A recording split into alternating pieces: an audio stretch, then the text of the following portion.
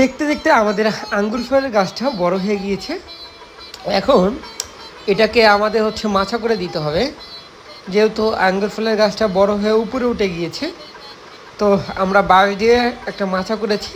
এখন এটাতে আমরা হচ্ছে রশি দিয়ে বেঁধে দিব খোপ খোপ করে। এই যে এখন দেখেন আমাদের হচ্ছে ছোট্ট একটা ঝাংলি, বাঁশের ঝাংলি।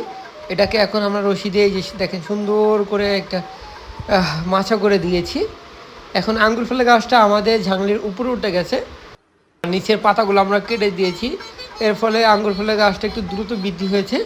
এখন এর শাখা, যেহেতু মূল শাখা একটি, উপর দিকে শুধু বৃদ্ধি পাচ্ছে, এই জন্য আমরা হচ্ছে এই আঙ্গুর ফলের গাছটার এই উপরের অংশটা এখন কেটে দেবো। এখানে কেটে দিলে ওখান থেকে হলো 2টা শাখা বা 3টা শাখা গজাবে। গজালে সেক্ষেত্রে হচ্ছে পুরা হচ্ছে যে মাচাটা আছে ওইটা হচ্ছে ভরে যাবে। এই জন্য আমরা এই উপর থেকে এই অংশটা কেটে দিচ্ছি। আমাদের এই গাছটার বয়স হচ্ছে 1.5 মাসের মতো।